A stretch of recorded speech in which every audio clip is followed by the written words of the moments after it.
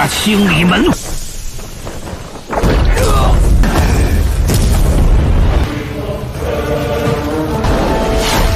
今天拖住你们！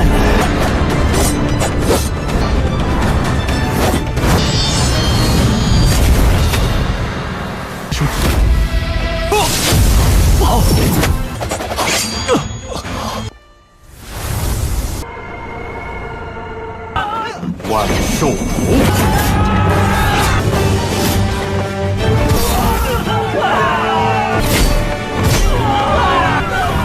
这的小子，修德昌就凭你得罪你见过后果吗？在这里。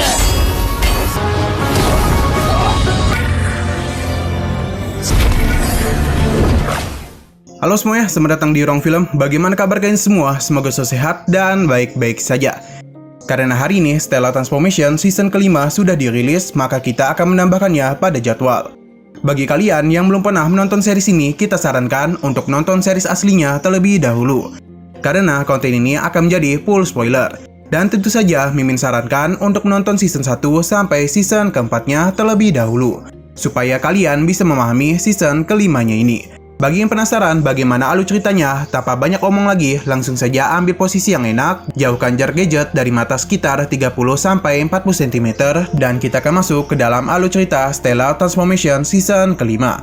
Pada season keempat kemarin, Liara telah dibawa oleh seseorang bernama Josian, yang mana mereka akan naik ke dunia atas. Hal ini membuat Shinyu sangat sedih, apalagi orang yang dia sayangi telah meninggalkan dirinya.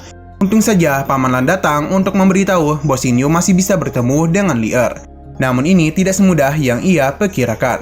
Jadi untuk mendapatkan semua jawaban yang dirinya maksud, Shinyu itu harus pergi ke alam Niang. Setelah melakukan perjalanan dan perjuangan yang sangat panjang, kini Shinyu pun telah berhasil naik ke alam Niang. Dan ia pun mulai mencari harta dan sebuah jawaban. Tanpa diduga, ternyata Niang sangat tertarik kepada Shinyu. Mengetahui dia adalah orang yang layak, membuat Niang memberikan semua warisannya kepada Shinyu. Setelah semua ini, Shinyu yang telah berhasil meningkatkan kekuatannya akan segera berangkat ke alam atas. Shinyu pamit kepada keluarganya dan dia percaya bahwa suatu hari nanti mereka akan kembali berkumpul di alam atas. Hal ini sangat berat bagi Shinyu dan hanya bisa meminta keluarganya untuk selalu berhati-hati. Awal dari season kelima ini, kita diberitahu bahwa dunia iblis maupun peri hampir tidak ada batasnya. Dunia ini juga dihuni oleh berbagai ras. Negeri dongeng di arah timur, alam iblis berada di arah selatan, para monster berada di barat laut. Dan ada juga sebuah pasukan khusus yang berada di arah timur laut. Ketiga ras ini hidup bersama, yang mana kekhawatiran dan keseimbangan terus melekat di dalam kehidupan mereka. Kedatangan Shinyu di alam atas bertepatan dengan ketegangan yang sedang terjadi di antara tiga ras. Setelah dari sana, kita pun diperlihatkan kepada seseorang yang sedang terluka cukup parah. Pria ini berjanji tidak akan membiarkan siapapun lari dari hadapannya. Berhubung tetua di hadapannya tidak peduli, jadi pada saat juga ia pun langsung mengamuk. Tidak begitu lama, murid dari tetua ini pun datang. Tetua ini pun segera meminta Han Ming untuk membantu dirinya menghadapi pengkhianat itu. Pertarungan pun terjadi di antara mereka.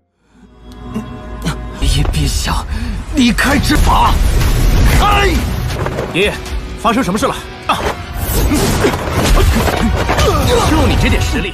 Dalam pertarungan itu, pria ini kembali meningkatkan kekuatannya, yang mana hal itu menyebabkan tetua inilah yang harus turun tangan untuk menghadapinya.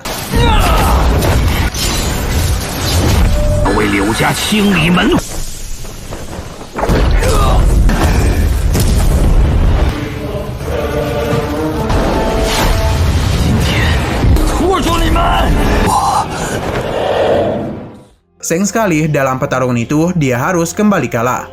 Bahkan meskipun dia telah menggunakan semua kemampuannya, tapi tetap saja kekuatan tetua masih jauh berada di atasnya.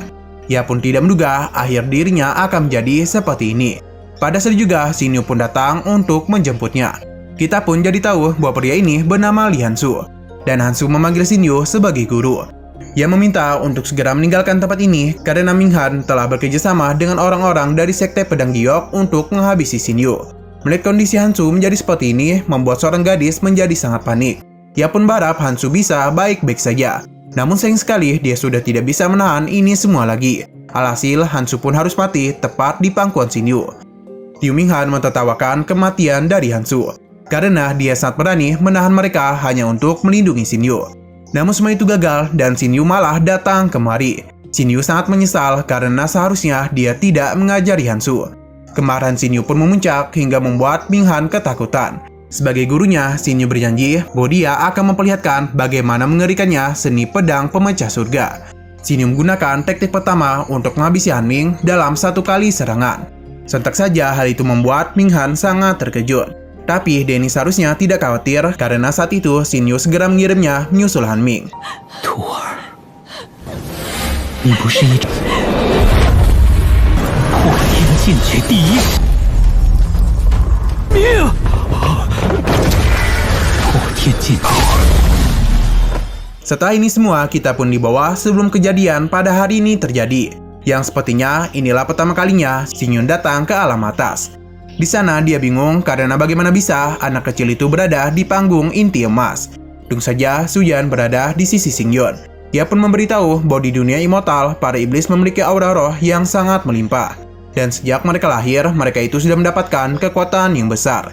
Bahkan dengan berlatih sedikit saja, mereka itu bisa langsung menjadi peri. Di saat bocah ini sedang bermain-main dengan kekuatannya, pada saat juga temannya tidak sengaja mendorongnya. Hal itu pun menyebabkan patungnya itu tidak bisa dikendalikan. Untung saja pria bernama Hansu muncul dan melindungi gadis kecil ini. Namun tanpa diduga, bocah itu jauh lebih kuat dari Hansu. Mereka tahu pria ini ingin berbuat baik, namun apa daya kekuatan yang dia miliki tidak begitu besar. Atau tepatnya, dia itu berada di ranah Jindan. Suya merasa ini bisa terjadi karena sinsing dalam tubuhnya tidak bagus. Tapi Shin Yu memiliki pandangan berbeda kepada pria itu. Ibu dari anak kecil tadi pun meminta maaf kepada semua orang atas kekacauan yang anaknya buat. Hansu pun duduk tepat di sebelah Shin Yu. Nah, tidak begitu lama seseorang pun muncul dan membuat para pedagang di sana menemuinya. Yang mana ternyata pria itu adalah Han Ming. Sepertinya dia itu adalah pria yang memiliki kekuasaan di tempat ini. Saat itu juga ia pun melihat seorang gadis yang sangat menarik perhatiannya. Ia mencoba untuk mendekatinya dan memberikan sedikit godaan kepada gadis itu. Bahkan Han Ming juga mengajak gadis ini ke rumahnya supaya bisa mencoba berbagai perhiasan yang mereka miliki. Namun gadis itu sama sekali tidak tertarik dengan godaannya. Mereka yang berusaha pergi tidak dibiarkan oleh Han Ming, yaitu masih terus berusaha untuk membawa gadis ini ke rumahnya. Bahkan dia menggunakan berbagai alasan supaya dia mau. Melihat kelakuan Han Ming membuat Hansu sangat kesal. Ia pun segera mendekati mereka untuk melindungi gadis ini. Meskipun dia tahu siapa Han Ming, namun ia tetap meminta untuk tidak mengganggu kedua gadis ini. Tapi keberaniannya itu hanya ditertawakan oleh Han Ming. Apalagi dia itu hanyalah sampah dari keluarga Liu yang tidak memiliki bakat dalam berkultivasi. Perkataannya itu didengar langsung oleh Shin Yu. Karena Hansu masih terus menghalanginya, jadi Han Ming pun segera menyerangnya. Melihat itu semua, gadis ini berusaha untuk membantunya. Namun pelayannya meminta untuk tidak melakukan hal itu. Karena bagaimanapun mereka tidak boleh membuat kekacauan di sini. Alhasil kedua gadis ini pun pergi meninggalkannya.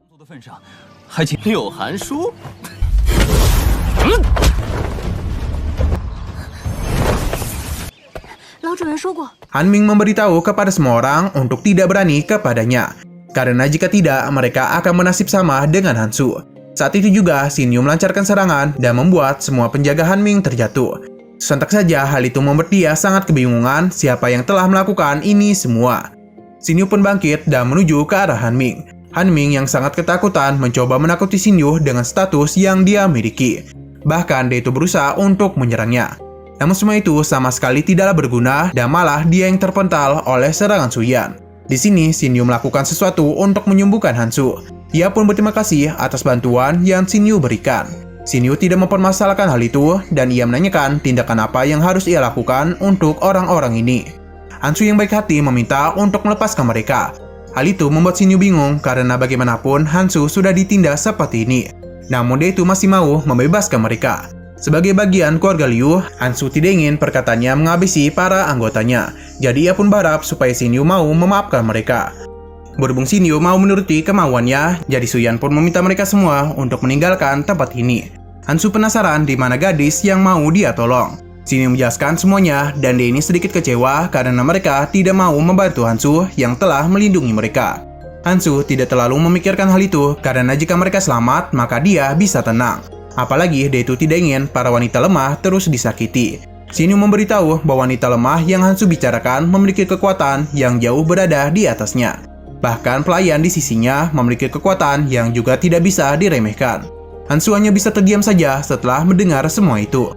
Berhubung dia sudah aman, jadi Shinyu memilih untuk pergi. Namun Hansu menahannya karena dia merasa kebaikan Shinyu harus dia balas. Ia pun mengajak mereka untuk pergi ke rumahnya, supaya dia itu bisa memberikan jamuan yang baik. Kita pun dibawa ke tempat di mana Hansu tinggal. Ia meminta maaf karena tempatnya agak kumuh. Namun Shinyu tidak terlalu mempermasalahkan hal itu. Ia pun memperkenalkan siapa dirinya. Di sini Shinyu telah mendengar pembicaraan mereka sebelumnya. Ya mana sepertinya Han Ming dan Hansu berada di anggota keluarga yang sama. Namun mengapa dia itu bisa diperlakukan seperti ini? Hansu menjelaskan bahwa keluarganya hanya memandang yang kuat saja. Apalagi bakat yang Han Ming miliki sangat dihargai oleh para tetua. Meskipun dirinya adalah keturunan langsung dari keluarga Liu, namun entah mengapa kekuatan yang Hansu miliki tidak sebagus Han Ming. Apalagi dia ini sudah berlatih sangat keras, namun tetap saja tidak bisa dibandingkan dengannya.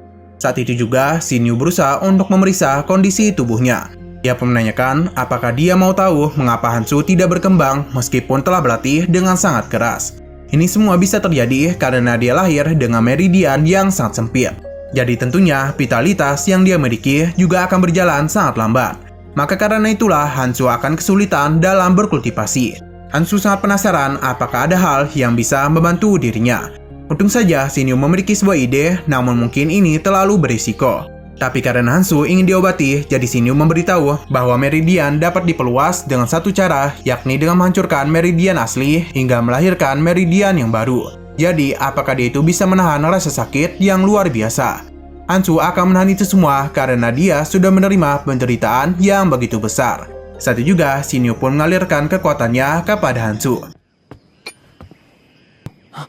其运行极为缓慢，所以只是要震碎原有经脉，倒是有，只是再痛也比我虽是柳家。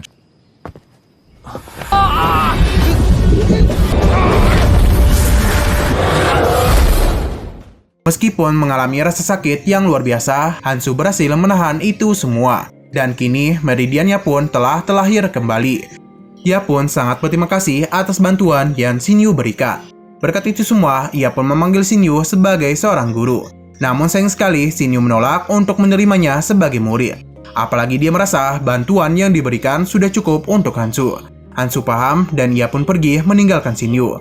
Su yang penasaran mengapa Shinyu menolak untuk menerimanya menjadi murid. Karena di pertemuan pertama, sepertinya Shinyu sangat tertarik dengan Hansu. Alasan Shinyu melakukan hal itu karena dia takut jika dia terus menggunakan keterampilan para dewa, mungkin lama-kelamaan banyak masalah yang akan datang kepadanya.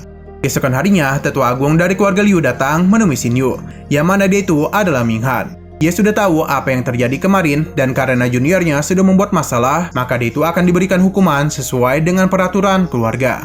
Alasan mereka datang kemari karena dia ingin membawa Han Ming untuk meminta maaf secara langsung kepada Shinyu. Ia pun berharap agar Shinyu mau memaafkannya. Shinyu meminta untuk tidak melakukan hal itu, karena dia sudah menganggap semua masalah telah selesai. Ming Han berterima kasih atas kebaikan Shinyu. Ia pun segera meminta Han Ming untuk pergi dari tempat ini.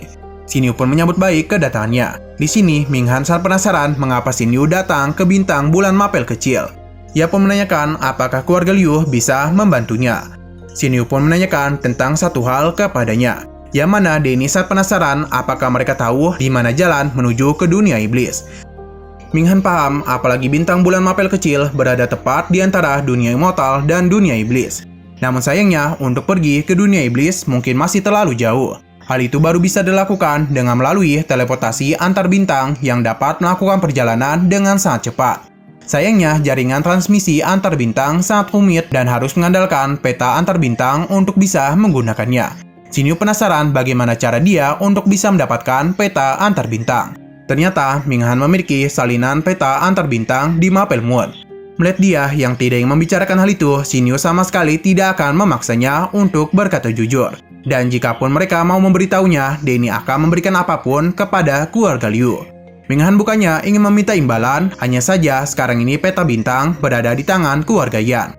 Yang mana keluarga Yan tepat berada di bawah sekte pedang giok, sebuah keluarga kaya di dunia peri. Tidak hanya itu, mereka juga merupakan keluarga kaya nomor 1 di Mapel Moonstar. Jika Shinyu memang menginginkan peta antar bintang, maka ia pun akan menanyakan sesuatu kepadanya. Shinyu tidak masalah jika mereka ingin membuat kesepakatan. Ming Han berencana untuk membawa Xin Yu tinggal di tempatnya, karena di sana jauh lebih tenang. Sedangkan dirinya ini akan pergi ke rumah keluarga Yan untuk melakukan bisnis. Xin Yu pun pergi keluar untuk menikmati suasana di kediaman keluarga Liu. 柳家用心了。 Namun beberapa saat kemudian terlihat Hansu ini terluka sangat parah. Dia pun berusaha untuk menemui Xin Yu. Untung saja Xin Yu sadar dan menanyakan apa yang tak terjadi kepadanya. Hal ini bisa terjadi karena Hansu meminta peta antar bintang di keluarga Yan. Namun permintaannya itu tidak didengarkan. Kita pun dibawa ke tempat keluarga Yan tinggal, yang mana sepertinya di sana sedang ada sebuah perjamuan. Keluarga Yan yakin dengan bantuan utusan immortal, keluarga Liu pasti bisa dikalahkan. Mereka ini hanya bisa tinggal menunggu penyusunan teleportasi saja. Karena dengan bantuan Sekte Pedang Giok, mereka pasti akan menang. Namun meskipun begitu, mereka ini harus selalu berhati-hati dengan Yang Mulia Yun Huang. Yang mana dia itu memiliki guru yang dekat dengan Blood Demon Emperor. Jadi tentunya mereka tidak boleh mengabaikan ini semua. Tetua keluarga Yan berjanji akan melakukan yang terbaik. 洞阵的掌控之权在剑宗手中，交易的师尊都一直挂。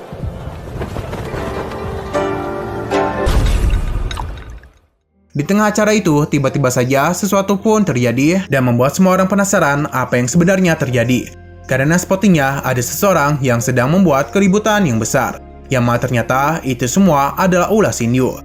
Ia pun yakin Hansu pasti terluka oleh pria di hadapannya. Dia membenarkan itu semua karena keluarga Yan dan Liu memang sudah saling bermusuhan. Apalagi sebagai sampah dari keluarga Liu, Hansu itu sangat berani datang kemari untuk meminta peta antar bintang. Dalam satu kali serangan saja, Xin Yu dengan mudah mengalahkan tetua ini.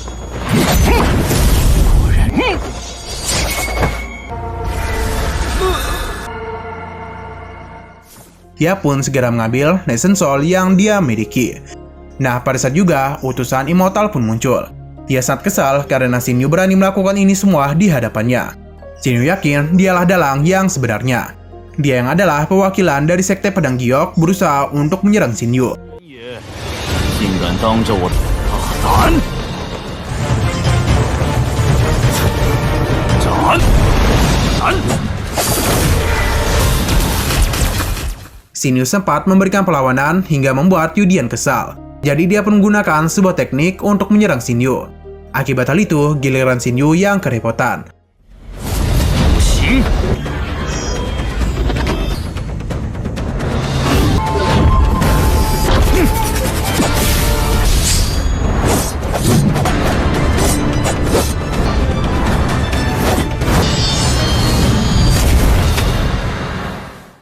Untung saja dia ini memiliki Lan Feng, jadi ia pun segera menggunakannya untuk menghadapi Yudian.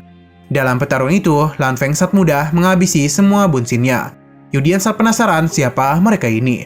Karena di galaksi Silver String, tidak ada satupun yang berani menantang Sekte Pedang Giok.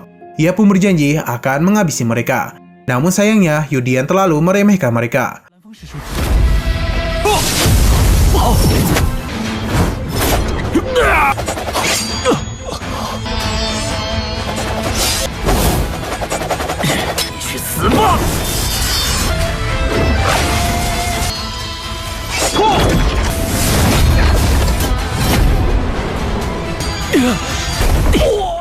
Berkat kerjasama Xin Yu dengan Lan Feng, jadi mereka pun akhirnya berhasil mengambil Nation Soul-nya.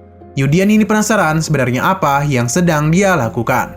Xin Yu memintanya untuk berpikir jika dia berada di kondisi seperti ini, apa yang akan dia lakukan. Sontak saja hal itu membuat Yudian sangat marah dan ia pun berjanji Sekte Pedang Giok akan membalaskan kematiannya. Tidak hanya dia, namun orang-orang yang Xin Yu sayangi akan dihabisi.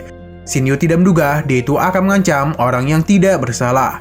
Membiarkan seseorang sepertinya hidup hanya akan membahayakan dunia saja. Berhubung perjalanan menuju alam setan masih sangat panjang, jadi dia pun bersyukur bisa mendapatkan begitu banyak harta untuk menemani perjalanannya. Apalagi dia itu takut jika nantinya masih ada pertarungan yang akan menunggu dirinya.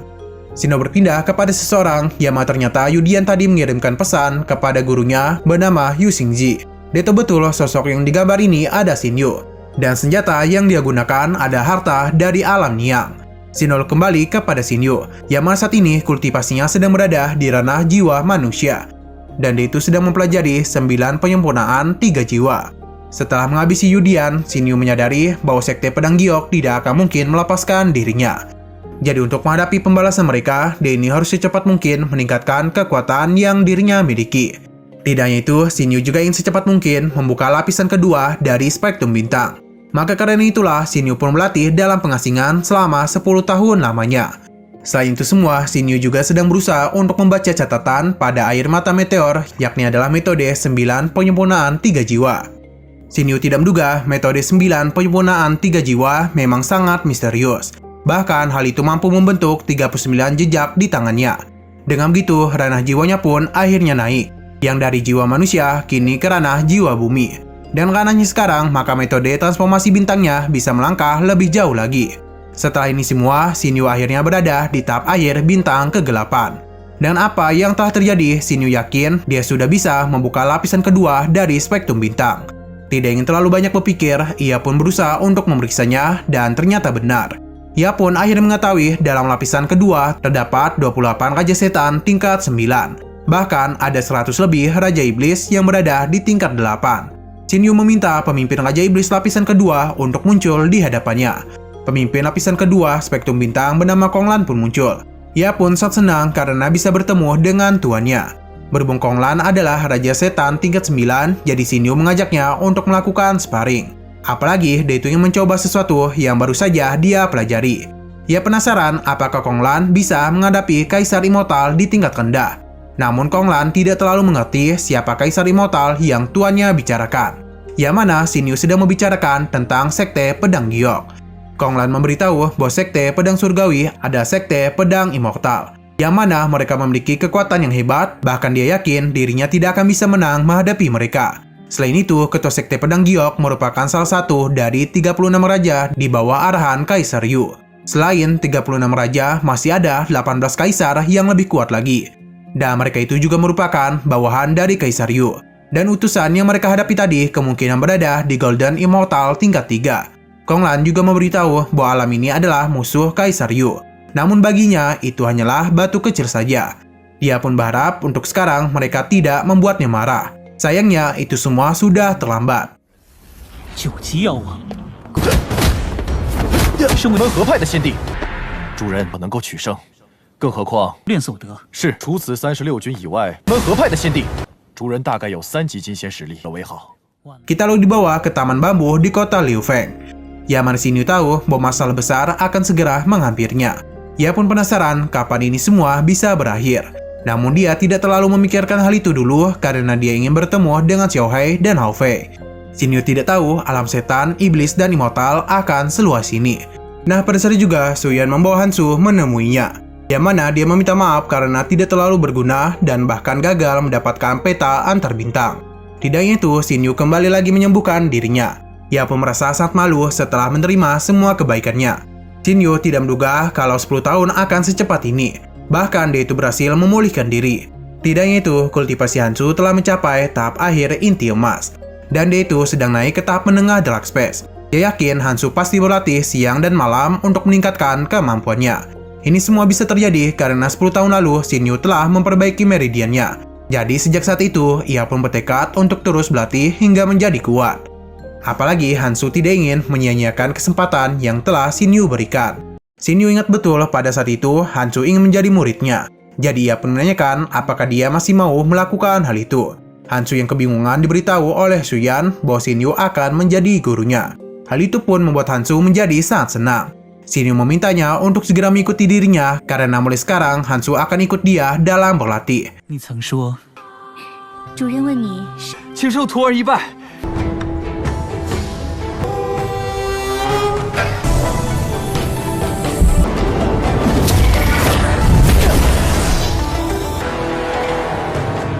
Dalam latihannya, Hansu ini sama sekali tidak kesulitan untuk menjalaninya.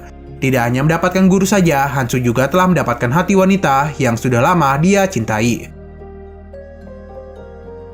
Setelah dari sana, kita pun diperlihatkan Hansu sedang mencari sebuah hadiah. Ia pun tertarik dengan mutiara kaca. Namun pada saat juga, ia pun kembali bertemu dengan Han Ming.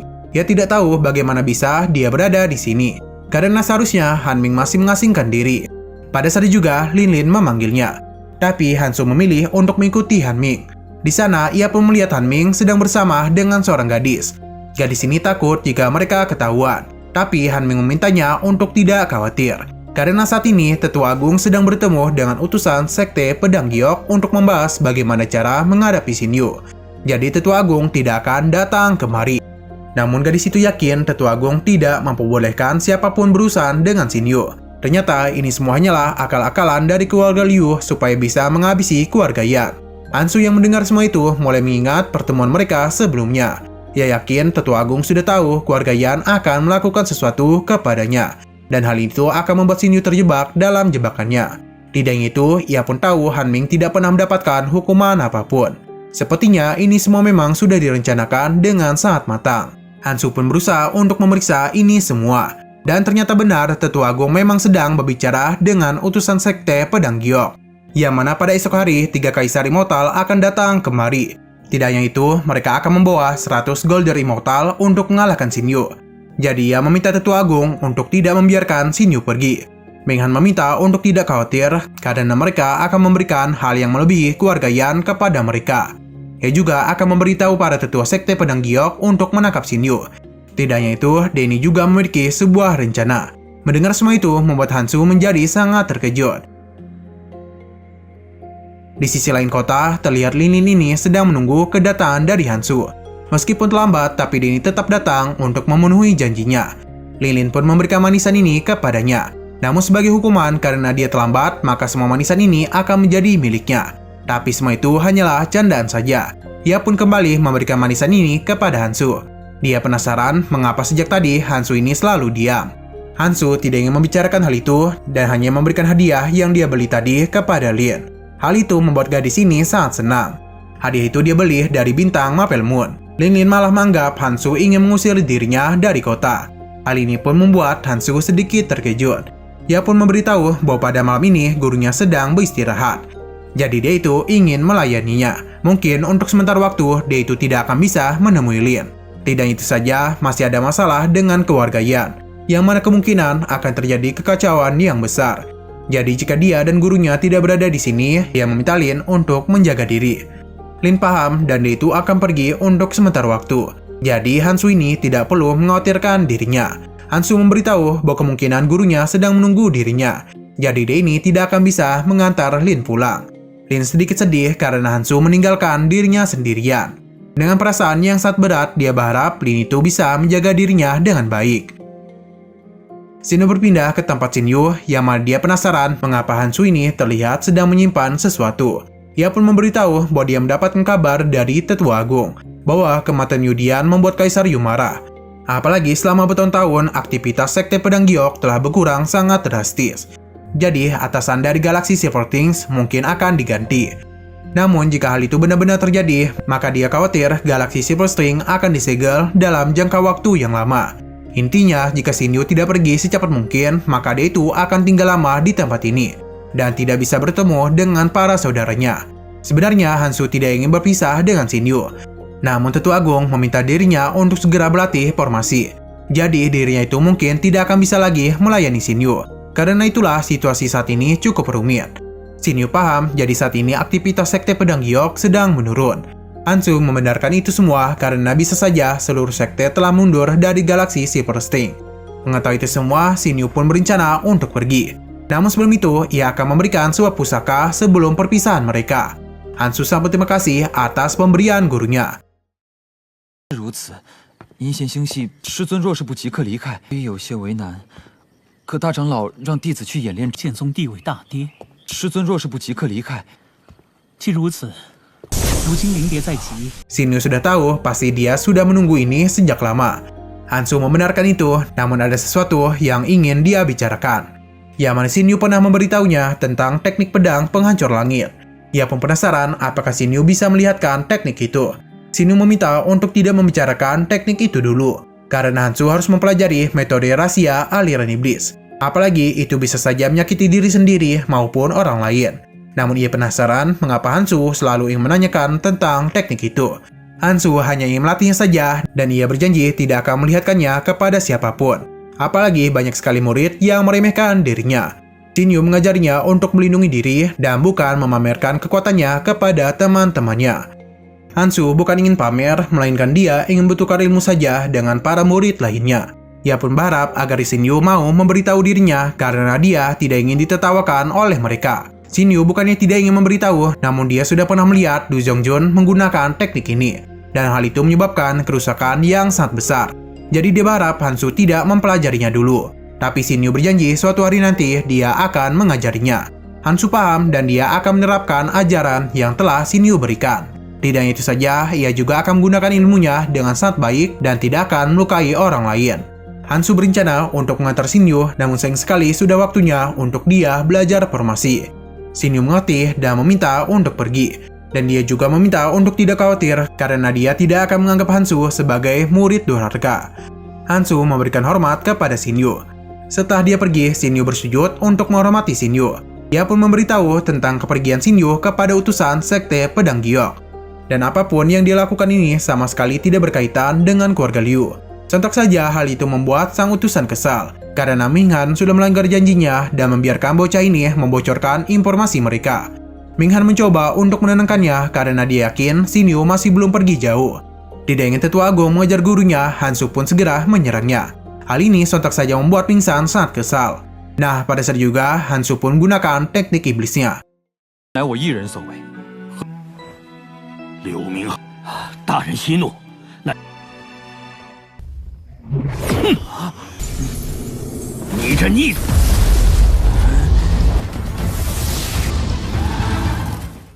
Mereka tahu bahwa ini adalah teknik membakar kehidupan, yang mana sebagai gantinya dia akan mendapatkan kekuatan yang hebat dalam waktu singkat.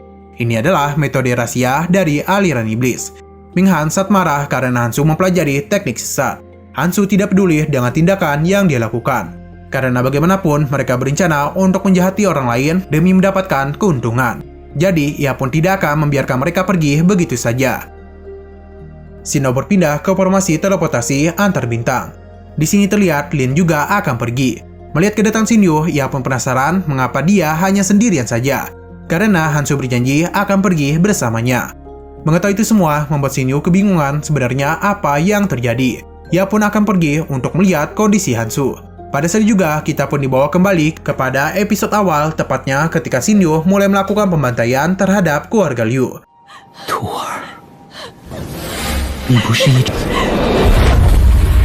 破天剑诀第一命？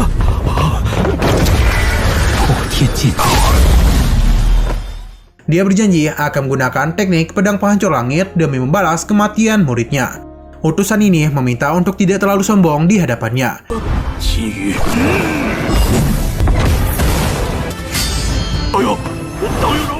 Dalam pertarungan itu, Xin Yu bisa saja menghabisi utusan itu. Namun, utusan ini memberitahu bahwa dia hanya menjalankan tugas saja, dan dia itu tidak bisa menolaknya. Tapi pada saat juga, Kaisar Immortal dari Sekte Pedang Giok pun tiba. Hal ini membuat utusan itu menjadi sangat percaya diri. Namun tindakannya itu terlalu bodoh karena pada saat juga Xin Yu langsung saja menghabisinya. Mengetahui ada musuh yang kuat, Xin Yu meminta Lin untuk segera masuk ke dalam mansion Immortalnya.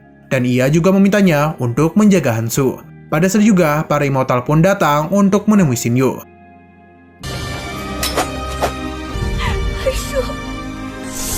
Hansu.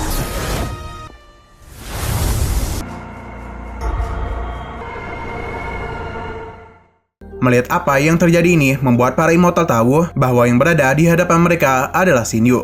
Mereka tidak habis pikir bagaimana dia bisa sangat berani menghabisi utusan Sekte Pedang Giok tepat di hadapan mereka. Xin Yu baru tahu itu adalah utusan dari para Immortal. Namun hal itu pantas ia dapatkan karena telah menghabisi muridnya. Perkataannya membuat Yu Xiangji menjadi sangat kesal. Apalagi dia itu berani berbicara seperti ini di depan mereka. Yu Xiangji pun memberitahu bahwa saudara Xiangyi adalah salah satu kepala dari ke-36 penguasa di bawah kepimpinan Kaisar Yu. Immortal ini menghentikan pembicara mereka karena dia ingin memperlihatkan sesuatu, yang mana itu adalah kematian dari Huyan. Sebelum dia mati, Huyan berjanji Kaisar Yu tidak akan pernah melepaskan Xin Yu. Xin Yu merasa hal itu pantas dia dapatkan karena Huyan selalu menghabisi orang yang tidak bersalah tanpa memikirkan apapun. Immortal ini pun akhirnya paham jadi dialah orang yang menghabisi Huyan. Tidak hanya itu, dia juga tahu bahwa harta karun di alam Niang telah didapatkan oleh pamannya. Jadi, jika Xinyu memiliki harta itu, dia meminta untuk segera menyerahkannya. Dan sebagai gantinya, dia akan mempersilahkan Xinyu untuk menghabisi diri sendiri. Xinyu tahu betul bahwa kedatangan mereka kemari pasti ingin mengambil harta Kaisar Niang. Berhubung mereka sedang mencari pamannya, jadi Xinyu segera memanggilnya. 为你师说他的藏身之处。 为了夺宝，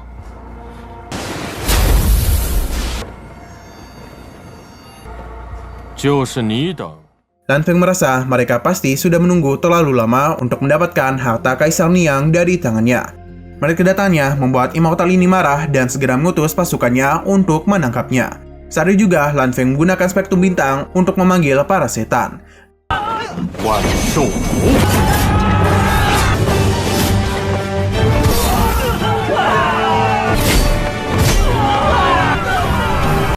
Dalam pertarungan ini, Xinyu dan yang lainnya dengan mudah menghabisi para bawahan Immortal, bahkan di sini Lan Feng sama sekali tidak kesulitan. Melihat semua bawahannya dikalahkan membuat Immortal ini kesal. Ia pun meminta teman-temannya untuk mengalahkan Lan Feng dan habis itu merebut buku Merit Beasts untuk Kaisar Yu Hang. Sedangkan yang lainnya akan ditangkap lalu mereka siksa. Mereka paham dan pertarungan pun kembali terjadi.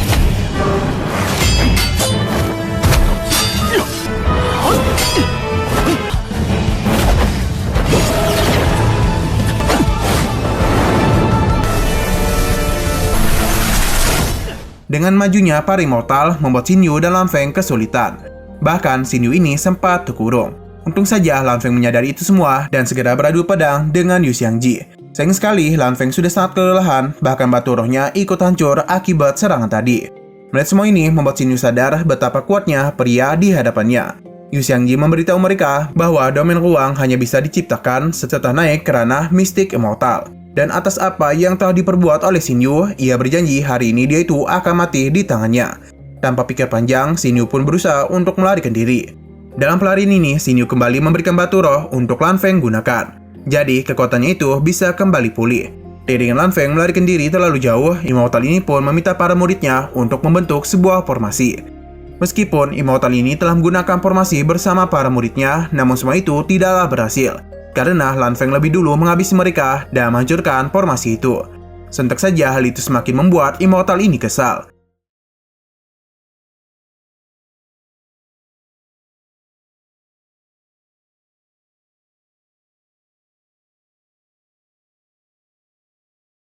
Xinyu pun meminta Lan Feng untuk segera melarikan diri bersamanya. Tidak lupa mereka juga kembali membawa spektrum bintang. Xinyu tahu betul jika terus berhadapan dengan mereka, maka hanya akan membuang begitu banyak batu roh.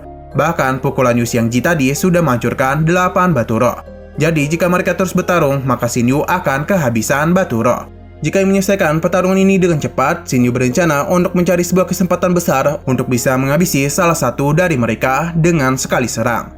Immortal ini meminta Xue Hua untuk menghentikan mereka. Untung saja Lan Feng dan Xinyu memanggil Kunlan yang mana itu segera mengumpulkan kekuatan untuk disalurkan ke pedang.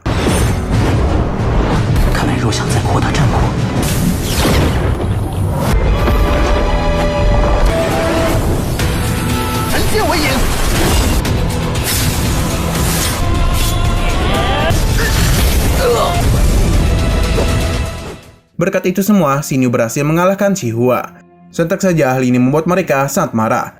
Mereka berencana untuk memfokuskan serangan kepada Lan Feng, karena bagaimanapun Xinyu tidak begitu kuat. Jadi dia itu tidak akan bisa melarikan diri terlalu jauh. Mereka pun bergegas melakukan pengejaran kepada Lan Feng. Bahkan di sini mereka pun menggunakan serangan untuk bisa menangkapnya. Sayang sekali semua itu hanyalah sia-sia saja.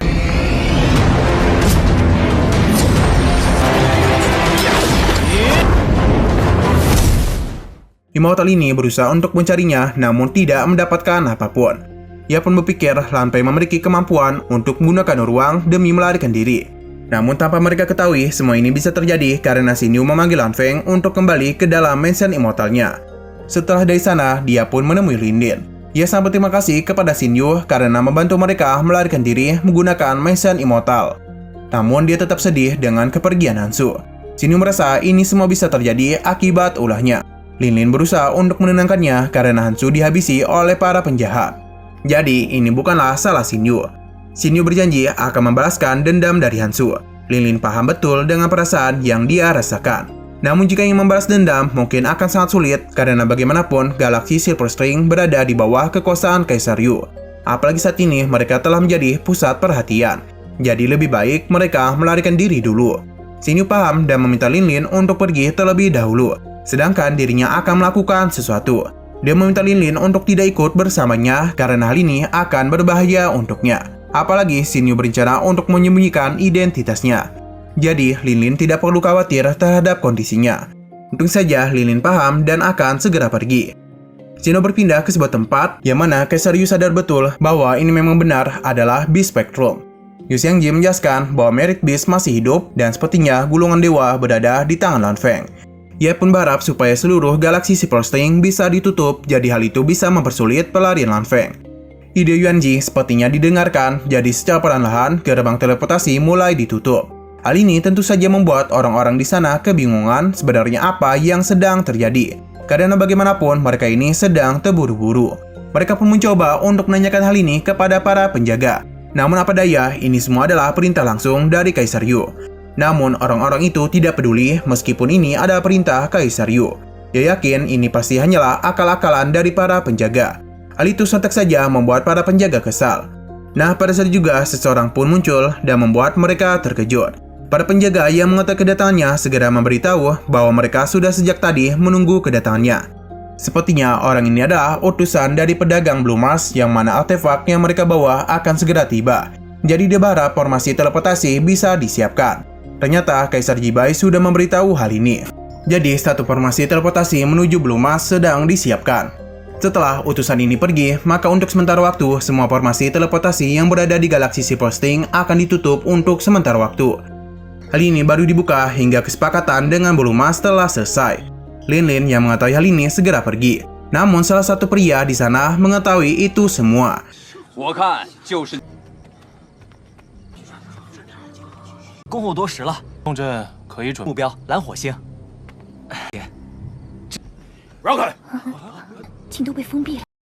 Nah, Lin Lin ternyata berencana untuk memberitahu hal ini kepada Xin Yu. Karena bisa bahaya jika Xin Yu tidak segera menyembunyikan identitasnya. Di perjalanan itu, pria tadi ternyata mengikuti mereka. Dia ini bernama Guonu. Di dalam dirinya sepertinya ada sesuatu yang dia memberitahu bahwa ini adalah risiko jika menggunakan teknik darah iblis. Jadi, dia itu akan selalu merasakan haus darah. Namun, dia itu harus ingat bahwa tujuan dia datang kemari untuk mencari tuan mereka. Tapi jika rasa haus darahnya terus meningkat, maka dia bisa menemukan seseorang dengan keterampilan murni. Dengan menguras mana yang ia miliki, maka rasa haus darahnya akan ditekan untuk sementara waktu. Guonu memberitahu bahwa dirinya sudah menemukan orang yang paling murni dan suci. Kembali ke Xin Yu, Denny sadar betul planet Silver String menyembunyikan begitu banyak master. Ia pun penasaran apakah Kaisar Yu bisa merasakan jejaknya. Nah, saat itu juga ia pun mengetahui bahwa Lin Lin sedang tidak baik-baik saja. Karena ada seseorang yang berusaha untuk menyakitinya. Tanpa pikir panjang, Xin Yu pun bergegas membantunya. Kembali kepada Lin, Guonu sadar betul Lin ini memiliki kultivasi murni yang sangat langka. Dengan mananya itu akan mampu menahan sifat iblisnya yang selalu haus darah. Ia pun berencana untuk segera menyerap mananya. Lin penasaran siapa dia. Namun Guonu tidak menjawab dan segera melancarkan serangan kepada mereka. Di saat Guonu ingin melancarkan aksinya, untung saja pada saat itu Xin Yu datang tepat waktu.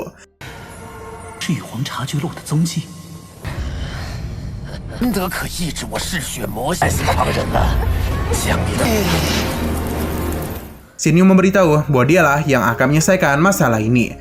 Guonu tahu betul Xin Yu hanyalah Golden Immortal tingkat 3. Jadi tidak akan ada yang bisa dia lakukan untuk menghabisi dirinya. Ia pun berencana untuk menangkap Xin Yu. Saat itu juga Xin Yu pun menggunakan pedangnya dan memanggil Lan Feng. Guonu sangat kesal karena dia sangat berani menghentikan dirinya. Meskipun Lan Feng muncul, namun dia tidak peduli karena dia itu berjanji akan menghabisinya. Pada saat itu juga pertarungan pun terjadi di antara mereka.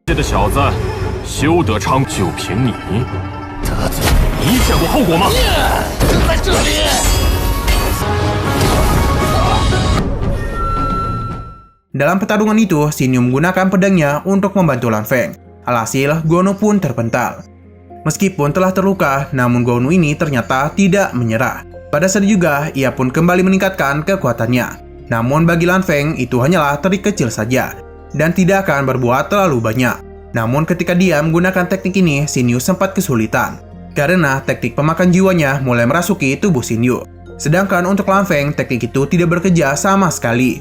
Karena Lan Feng tidak memiliki jiwa. Shin Yu segera menggerakkan Lan Feng untuk menyelamatkan dirinya.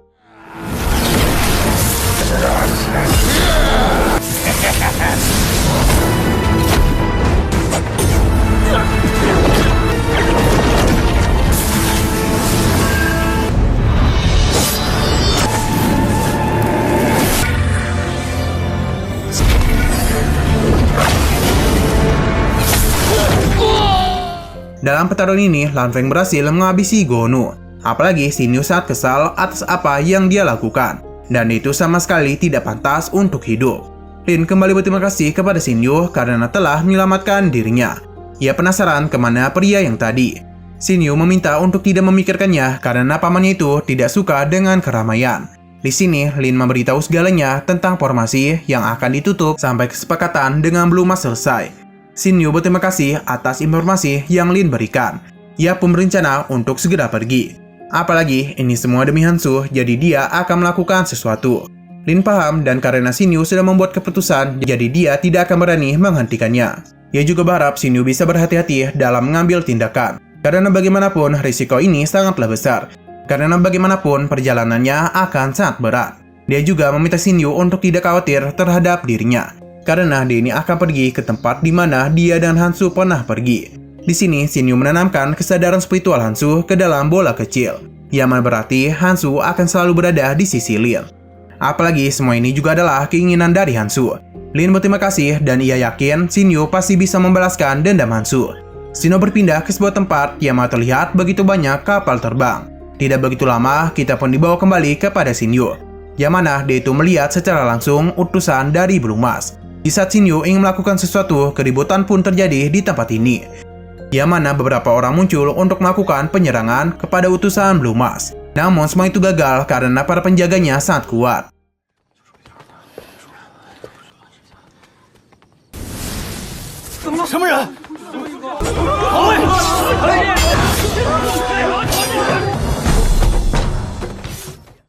Utusan ini tidak menyangka akan ada orang yang berani merampok harta karun Kaisar Yu. Ia pun meminta para penjaga untuk tidak membiarkan para perampok ini melarikan diri.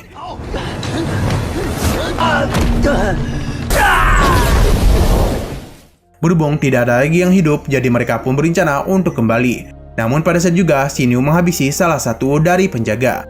Ia pun bergegas menyamar menjadi penjaga itu sebelum penjaga lainnya menyadari ini semua. Untung saja penyamaran Shin Yu tidak diketahui. Ia pun bergegas untuk kembali menemui sang utusan. Mereka memberitahu bahwa perampok tadi meledakkan diri dan tidak bisa ditangkap. Tidak ingin membuang begitu banyak waktu lagi, utusan ini pun mengajak mereka untuk segera pergi. Dan saat itu juga formasi teleportasi pun kembali digunakan dan Shin Yu akhirnya bisa pergi juga.